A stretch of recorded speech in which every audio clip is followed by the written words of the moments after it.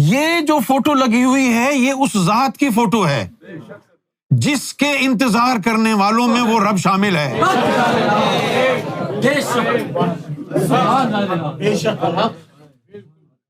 اس سے بڑھ کر اور کیا ریزن بتائے گا انتظار کا؟ انی معکم من المنتظرین. اس سے بڑھ کر کیا ریزن ہوگا؟ اکھیاں اڈیک دیاں دل واجہ ماردا، آجا پردیسیا واسطہ ہی پیار، آجا تینوں.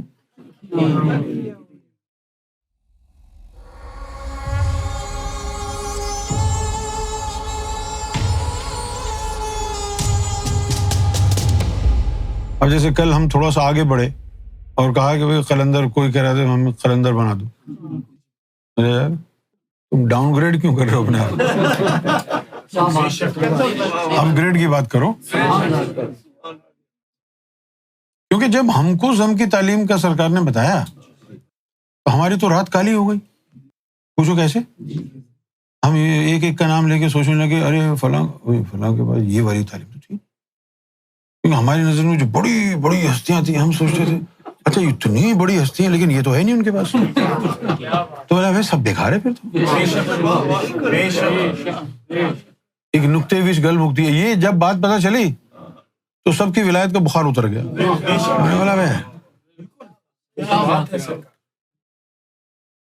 بھائی آپ عالم وحدت تک چلے جائیں گے، مقام محمدی تک چلے جائیں گے، مقام محمود تک چلے جائیں گے، ہے نا، بس اور کہاں جائیں گے؟ اور جو ضم ہو گیا وہ تو اوپر سے گزرتا وہ عالم غیب میں چلا جائے گا.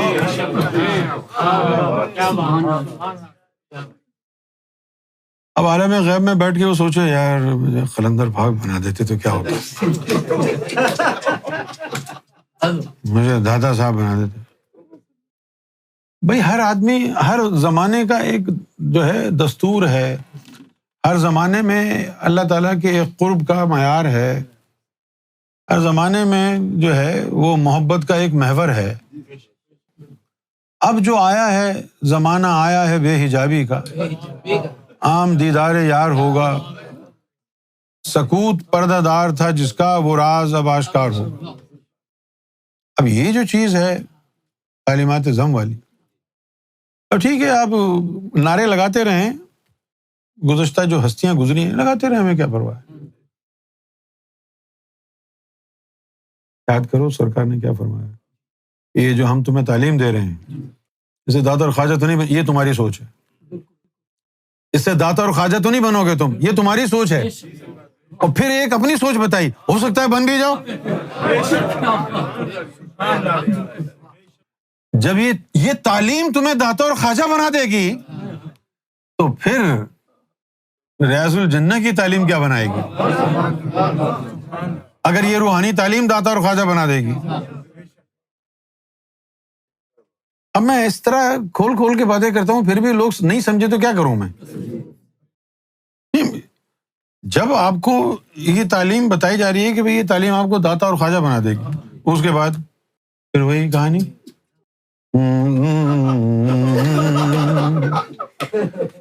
خواجہ نہیں بنوں گی، خواجہ کی دیوان، خواجہ نہیں بننا مجھے، خواجہ کی دیوان.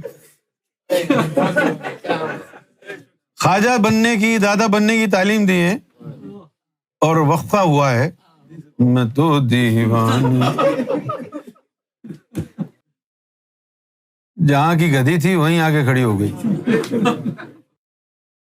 کیونکہ تمہارے اذہان جو ہیں ان سے وہ نکلنا نہیں رہا نا، عظمت کا معیار اپڈیٹ نہیں ہو رہا. کیا بولا میں نے؟ تم عظمت گوہر شاہی کے قائل نہیں ہوئے بھی. بخدا اگر قائل ہو جاتے تو کہتے مجھ سے بڑا کوئی نہیں. کیوں؟ میں نے سرکار گوہر شاہی کی تصویر دیکھ لی ہے. یہی کافی تھا، یہی کافی تھا. کیونکہ ہمارا دماغ یہ تو دہی بن گئی تھی جب تعلیمات ضم سنی نا. ہاں وہ دہی بن گئی تھی، دماغ اتنی موٹی موٹی بالائی دماغ کے اوپر، کیونکہ ہم نے کہا یار اتنی بڑی بڑی ہستیاں گزری ہیں، کسی کو تعلیمات ضم نہیں تھی. قسم خدا کی سب سے پہلے تو ہمیں یاد ہے غوث پاک، اس کو کیا ہوا؟ ان کو تو ہے نہیں تعلیمات ضم. طفل نوری یہ وہ سب تو رکھو اپنے پاس، تعلیمات ضم تو ہے ہی نہیں. کیا بات ہے یار. اچھا اب جن کو ہم نے تعلیمات ضم کے بارے میں بتا دیا، وہ بعد میں اگر کہیں سرکار غوث اعظم نظر کرم میرا خالی، ابھی تک خالی ہے، میرا خالی بھرے گا بھی نہیں کیونکہ تمہارے کاسے میں چھید ہے. میں فقیر ہوں تمہارا، وہ تعلیمات کیسی ہوگی امام مہدی کی ذات، جو غوث پاک نے پوتے کو کہا جب تک میرا سلام نہ پہنچا دو مرنا نہیں. ارے بھائی بات سنو، یہ بات آپ نے رسول اللہ کے لیے تو نہیں کہی، وہ تو بغیر اس کے ہی ظاہری ملاقات کے ہی درود و سلام پڑھتے رہے، امام مہدی بھی بھیج دیتے ایسے ہی. یہ تو سمجھ میں آ گیا ہوگا، سب کا سراغ مل گیا مجھے، اللہ کا بھی رسول کا بھی سب کا سراغ مل گیا. نہیں ملا تو مہدی کا سراغ نہیں ملا. کون ہے وہ؟ اس کا سراغ نہیں ملا، نہ نیچے نہ اوپر، نہ مقام محمود پر، نہ حقیقت محمدی پر، نہ سدرۃ المنتہا پر، نہ عالم ارواح میں، نہ عرش پہ نہ فرش پہ، کہیں اس کا سراغ نہیں ملا. کون ہے وہ؟ رب کو دیکھنے کے بعد کون چھپ جاتا ہے؟ پھر کون چھپا رہ سکتا ہے؟ رب سے زیادہ پوشیدہ کون ہے؟ یہ کون ہے جو رب تک تو پہنچ گئے، رسول اللہ تک بھی پہنچ گئے، سب تک پہنچ گئے، نشان نہیں ملا، سراغ نہیں ملا تو مہدی کا نہیں ملا. تو سلام اسپیشل پہنچانا پڑے گا.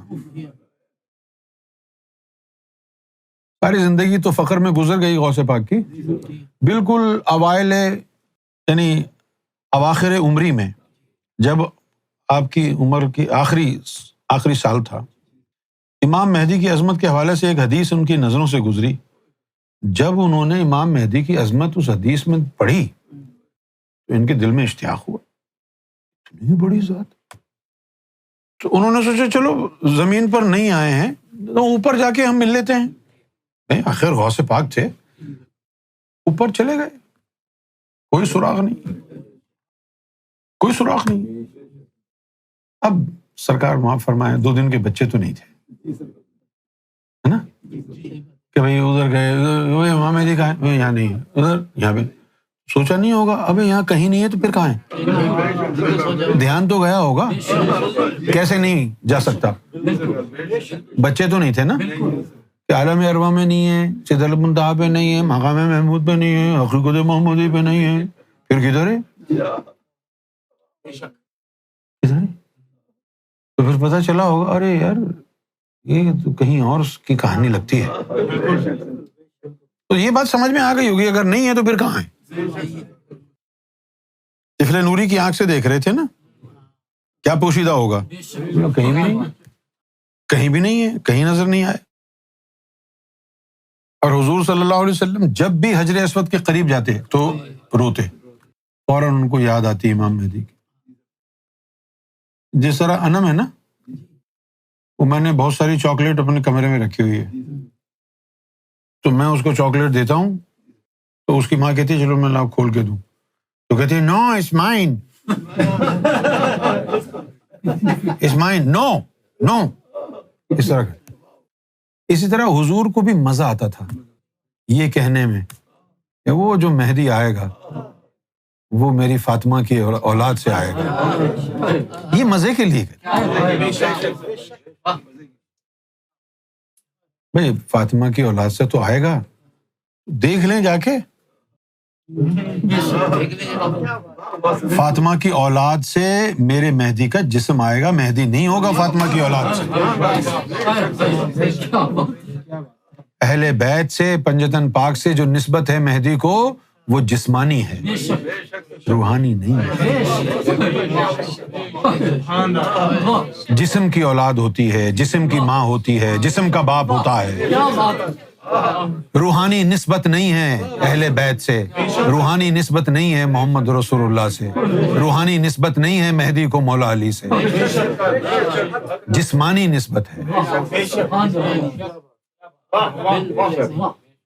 کیا روحانی ہے؟ اگر روحانی ہے تو کس کی اولاد ہے؟ روحانی روح کس کی اولاد ہے؟ میری اہل بیت سے ہوگا، یہ تو جسمانی نسبت کی بات ہو رہی ہے نا۔ اور پھر رسول اللہ حجر اسود کے قریب کھڑے ہو کے رو رہے ہیں، یاد آ رہی ہے بھئی آپ تو جسم سمیت اوپر گئے تھے۔ معراج کا فلسفہ کیا ہے؟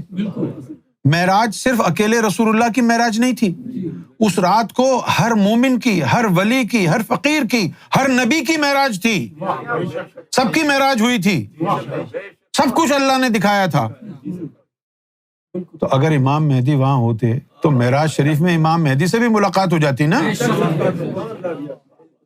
اور پھر معراج ایک دفعہ تو نہیں ہوئی، 33 ٹائمز روحانی معراج ہوئی، ایک دفعہ جسمانی معراج ہوئی، 34 معراج ہوئی، 34 میں سے ایک معراج پر بھی مہدی سے ملاقات کیوں نہیں ہوئی؟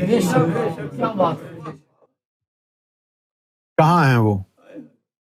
کہاں ہیں وہ؟ پتہ نہیں کہاں ہیں۔ کوئی نشانی نہیں آئی اس کی؟ نہیں۔ کیوں نہیں آئی نشانی؟ فَقُلْ إِنَّمَا الْغَيْبُ لِلَّهِ، اس لیے نشانی نہیں آئی۔ فَقُلْ إِنَّمَا الْغَيْبُ لِلَّهِ، اور پھر کیا کرو؟ فَانْتَظِرُوا، فَانْتَظِرُوا کہ بھائی وَيَقُولُونَ، اور وہ لوگ یہ کہتے ہیں لَوْلَا أُنزِلَ إِلَيْهِ آيَاتٍ مِّن رَبِّهِ، وہ لوگ یہ کہتے ہیں کہ اب رب کی طرف سے اس کی کوئی نشانی نہیں آئی، تو کہو فَقُلْ إِنَّمَا الْغَيْبُ لِلَّهِ، ہے نا، غیب تو صرف اللہ کے لیے۔ تو پھر کیا کرو؟ فَانْتَظِرُوا، انتظار کرو، إِنِّي مَعَكُم مِّنَ الْمُنتَظِرِينَ۔ اب کوئی کھوتے کا پتر ہی ہوگا، اس کے بعد بھی اگر کہے کہ سمجھ میں نہیں آ رہا۔ یہ جو فوٹو لگی ہوئی ہے یہ اس ذات کی فوٹو ہے جس کے انتظار کرنے والوں میں وہ رب شامل ہے۔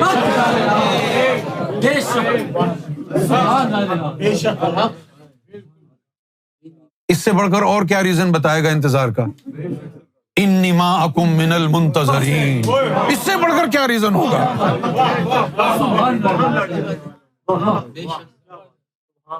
اکھیاں اڈیک دیاں دل واجہ ماردا، آجا پردیسیا واسطہ ہی پیار دا، آجا تینوں۔ میں یہ قوالی لگاتے تھے سرکار جب جاتے تھے، لیکن پس منظر میں میرے کچھ اور رہتا تھا۔ اکھیاں اڈیک دیاں دل واجہ ماردا، یہ پنجابی کی ایک غزل ہے، نصرت فتح علی خان صاحب نے گائی ہے۔ اکھیاں تو آپ کو پتہ ہی آنکھوں کو کہتے ہیں، اڈیک کا مطلب ہے انتظار کرنا۔ اکھیاں اڈیک دیاں، مائی آئیز آر ویٹنگ، دل واجہ ماردا، اس کا لٹرل ترجمہ تو یہ ہے کہ my heart is making sounds.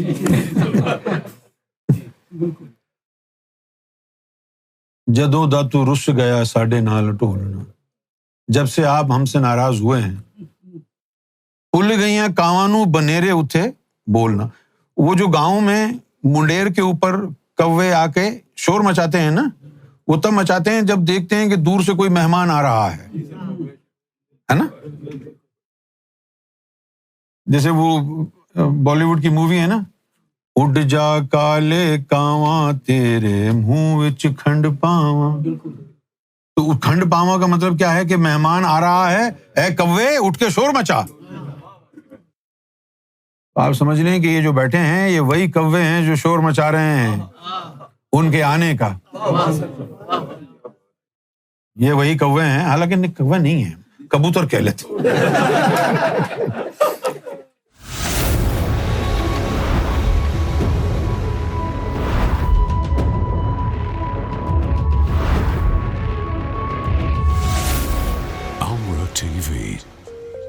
place to connect with God.